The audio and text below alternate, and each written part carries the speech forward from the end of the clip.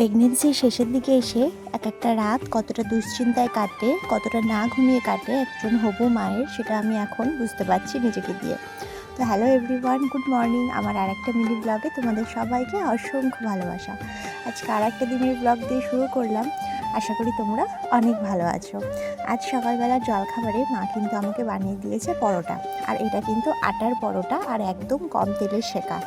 আগের দিন রাত্রে রান্না হয়েছিল ঘুগনি আর পায়েস, আর সেটা কিন্তু আমার খুব পছন্দের। আমি মাকে বলেছিলাম বানিয়ে দিতে, আর সেটা একটু থেকে গেছিলো, তো সেইটা দিয়েই কিন্তু সকালের জলখাবারটা সেরে নিলাম।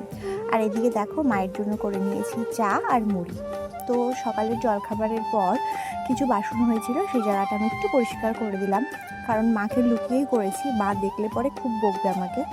তাই জন্য কিন্তু মা বাইরে বসে চা খাচ্ছিল, আর আমি সেই ফাঁকে এই রান্নার জায়গাটা একটু পরিষ্কার করে নিয়েছি।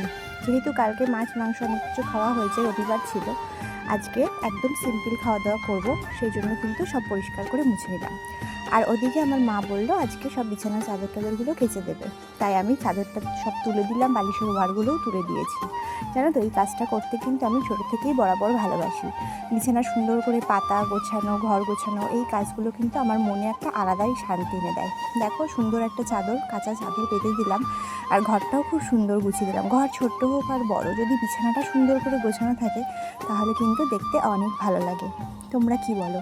আর কিছুদিন পরেই আমার ডক্টরের কাছে চেক আপ আছে, আর ডক্টরের কাছে চেক আপ থাকলেই না মনে একটা আলাদা আনন্দ আসে, কারণ জানি ডক্টরের কাছে গেলেই কিন্তু আমি আমার প্রচুর সোনাটার খবর জানতে পারবো।